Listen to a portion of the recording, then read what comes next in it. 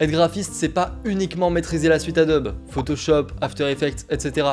Ça, c'est qu'une petite partie du métier. Il faut savoir que si vous n'entrez pas dans les conditions que je vais dire dans cette vidéo, vous êtes hors la loi et croyez-moi, c'est pas bon pour vous, pour les clients et surtout pour les autres graphistes. Donc écoutez bien parce que certains d'entre vous sont littéralement en train de détruire le métier. Et directement pour revenir à ce que j'ai dit, être bon dans Photoshop ne fait absolument pas de vous un bon graphiste. Photoshop, c'est un outil. C'est comme un crayon, un pinceau, Illustrator, peu importe. Généralement, on adapte le ou les outils qu'on utilise pour avoir un style graphique spécifique. Savoir comment l'outil fonctionne, c'est très utile, ça je vous l'accorde, mais ça ne suffit pas pour être un graphiste. Si vous voulez être un graphiste qui réussit plus tard, il faut que vous touchiez à plein de choses. Peut-être savoir créer un site internet, créer une identité graphique, créer aussi une édition par exemple. Parce que malheureusement les clients ça ne pousse pas dans les arbres et les graphistes il y en a quand même un bon nombre. Donc si vous voulez travailler dans un bureau au chaud plus tard, va falloir développer plus de choses pour avoir une tranche de clients plus grande. En ajoutant à ça l'intelligence artificielle qui vient d'arriver, c'est pas impossible que d'ici quelques années on lui demande de faire des petites requêtes comme les miniatures. Bref, maintenant on passe aux règles de base en tant que freelance graphiste qui sont super importantes à respecter. Et évidemment quand je dis règles c'est entre de gros guillemets parce que chaque graphiste est indépendant et fait ce qu'il veut en soi. Et alors pourquoi elles sont là ces règles? C'est tout simplement pour éviter de faire concurrence aux autres graphistes. Donc forcément si vous faites un post du type évidemment qu'une personne lambda qui ne connaît rien au graphisme va certainement se tourner vers vous, puisque comparé aux autres graphistes, 5 € c'est que dalle. J'ai jamais vu un seul freelance faire un devis à 5 €. Et non seulement vous donnez une mauvaise image du métier en faisant croire à tout le monde qu'un graphiste c'est pas cher, mais en plus de ça, ces mêmes gens pensent qu'on ne devrait pas être payé parce qu'on fait ça par passion, par plaisir et que du coup on ne mérite pas l'argent. Je sais que ça peut vous paraître bizarre, mais je peux vous assurer que c'est vrai. Un graphiste doit connaître la règle des 20 € de l'heure au début. C'est le tarif minimal donc pour ne pas trop faire concurrence aux autres. Évidemment vous augmenterez petit à petit ce tarif en fonction du nombre d'années d'expérience et aussi du nombre de demandes clients. Donc retenez bien qu'entre nous on doit tous s'aimer et non pas se haïr.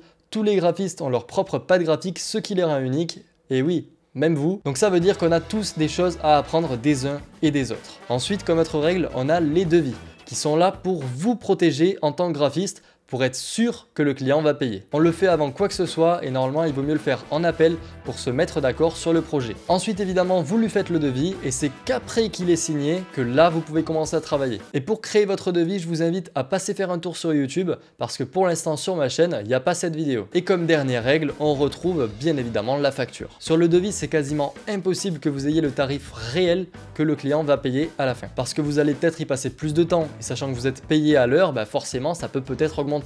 Et aussi au niveau des licences des typographies, si vous avez mis une typo spéciale avec une licence, eh bien c'est au client de la payer. Et cette facture c'est très important de la garder parce qu'elle peut vous être demandée et d'ailleurs vous pouvez en avoir besoin dans le futur pour vous y retrouver. Maintenant je passe à la législation française et je précise bien française parce que dans les autres pays je sais pas du tout si ça fonctionne pareil. Bref, imaginons que vous fassiez déjà tout ce que j'ai dit. Eh bien malgré tout ça, si vous n'êtes pas en micro-entreprise ou dans une agence, vous êtes hors la loi. Sauf peut-être dans un cas très particulier que j'aborderai par la suite. La micro-entreprise, anciennement appelée auto-entreprise, est le régime le plus simple qui existe. Pas de comptable, si vous gagnez rien, vous ne payez rien, etc. etc. Alors oui, je peux admettre que n'importe quel client aime passer par vous parce que les factures, les devis c'est chiant, mais si vous vous faites choper par l'URSSAF, croyez-moi, ça va vous coûter cher. L'URSSAF c'est absolument pas le même type de personne qui vérifie que vous craquez la suite Adobe ou que vous regardez des films en streaming. Non, non, non. Eux, ils ont accès à votre entrée d'argent. Et si vous n'avez pas suivi toutes les règles qui vont suivre, vous allez devoir de l'argent à l'État français, mais en plus de ça, vous allez peut-être payer des intérêts puisque vous avez mis un délai pour les payer. Donc attention, je vous préviens, ça peut monter très vite. Donc pour être en règle, il y a deux types de situations. Si vous avez moins de 16 ans ou si vous avez 16 ans et plus. Juste avant qu'on voit ces cas, si vous streamez sur Twitch, n'oubliez surtout pas le plugin OBS On Pro qui vous donne accès à 5 packs d'overlay personnalisables en un clic et gratuitement. Et si vous voulez pour seulement 8 € par mois grâce au code WizNix, vous pouvez en avoir 600 de plus. Alors à votre avis, il vaut mieux investir pour améliorer son contenu avec 8 € ou se payer un McDo pour le double du prix. Quoi qu'il en soit, merci à ceux qui le feront parce que ça me rapporte une petite commission qui soutient la chaîne. Alors pour le premier cas, si vous avez moins de 16 ans, d'abord je fais un petit disclaimer parce que j'ai peur de dire n'importe quoi. Si jamais il y en a qui s'y connaissent bien sur le sujet, n'hésitez surtout pas à commenter la vidéo pour me contredire si jamais je dis n'importe quoi. Bref, si vous avez moins de 16 ans, vous n'avez pas le droit de créer votre micro-entreprise. Donc la seule chose à faire, c'est de créer un compte PayPal, de recevoir l'argent sur ce compte PayPal, et de ne pas l'utiliser tant que vous n'avez pas créé votre entreprise. Évidemment, ça ne change pas, vous créez un devis pour chaque commande que vous faites une facture à la fin, etc., etc. Et dès que vous passez en micro-entreprise, vous retirez l'argent sur votre compte PayPal. Et à ce moment-là, vous déclarerez l'argent que vous avez gagné pour le premier mois. Honnêtement, ça, comme je l'ai dit, c'est vraiment qu'une supposition parce que pour moi, en dessous de 16 ans, il me semble qu'on n'a pas le droit d'être payé. Donc franchement, si je serais dans votre cas, j'attendrai la création de la micro-entreprise pour pouvoir être rémunéré. Comme ça, pas de souci. Et si vous avez plus de 16 ans, vous pouvez créer votre micro-entreprise. N'ayez pas peur, c'est pas compliqué, comme je l'ai dit, il n'y a pas de comptable et vous payez des taxes en fonction de ce que vous gagnez. Donc si vous dépensez pas trop vite votre argent, vous devrez avoir assez pour payer ce que vous devez à l'État. Personnellement, je vous conseille de le faire sur le site de linpi.fr. D'ailleurs, tous les sites que je mentionnerai juste après seront en description, comme celui-ci. Ensuite, vous devez donc créer votre dossier sur le site. Vous inquiétez pas, c'est pas si long que ça. Juste quelque chose d'important à savoir, en tant que graphiste freelance, le type d'activité que vous faites n'est pas commercial, c'est une activité libérale. C'est un truc très important parce que ça dépend beaucoup de ce que vous allez payer à l'État. Puis vous envoyez ce dossier et normalement, vous aurez une réponse d'ici quelques jours. Troisième étape, sur le site autoentrepreneur.ursaf.fr, vous créez un compte. Et vous devrez attendre environ 1 à 2 semaines avant que votre entreprise soit reliée à votre compte. Et n'oubliez surtout pas de faire votre demande d'ACRE si ce n'est pas déjà fait. C'est une aide à la création des entreprises qui vous permet de réduire par 2 les cotisations que vous payez tous les mois à l'État. Vous inquiétez pas, je vais être beaucoup plus précis tout à l'heure, mais en tout cas faites cette demande parce que ça peut vous aider énormément à la création de l'entreprise. Et oui, j'oubliais, ça se fait sur le site autoentrepreneur.ursaf.fr. Maintenant, les déclarations. Et déjà, il faut savoir ce que c'est le chiffre d'affaires.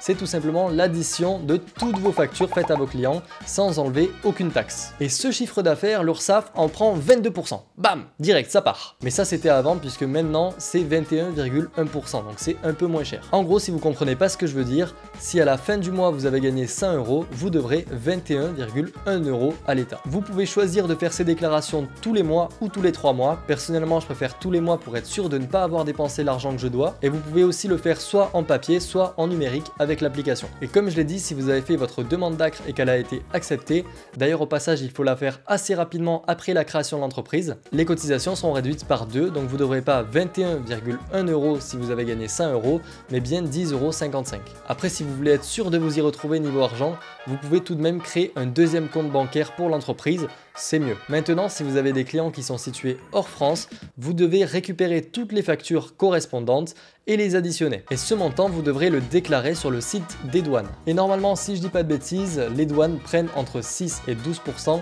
des clients que vous avez facturés à l'étranger. Donc maintenant, on passe aux impôts. Si vous êtes majeur et que vous faites votre propre déclaration, il faudra faire évidemment la déclaration de votre entreprise. En mai, vous faites votre propre déclaration et vous déclarez évidemment les revenus de votre entreprise dessus. Et au même moment, vous allez devoir aussi remplir la déclaration d'impôt des entreprises. Normalement, c'est rien de compliqué. Mais si vous êtes mineur ou que vous ne faites pas votre propre déclaration, il faudra le renseigner sur la déclaration de vos parents. Sans oublier que vous devrez aussi faire la fiche d'impôt des entreprises. Mais normalement, au début, vous gagnez pas grand chose, donc vous risquez pas d'être imposable. Et je ne l'ai pas dit, mais il faudra aussi renseigner la CAF de votre nouvelle entrée d'argent si vous la touchez. Et aussi, chose très importante pour les étudiants, il faudra le dire au Crous. Alors, ça sera seulement 2 ans après la création de votre entreprise, puisqu'il se base sur les revenus touchés il y a 2 ans. Et même si vous êtes détaché du foyer fiscal de vos parents, il faudra quand même le rajouter à ceux de vos parents. Mais n'ayez pas peur, comme je l'ai dit, c'est seulement 2 ans après la création de votre entreprise. Et 2 petits disclaimers. Le premier, si vous êtes salarié, il faudra demander l'autorisation à votre patron de créer cette activité. Et le deuxième qu'il faut bien avoir en tête, si vous gagnez plus de 176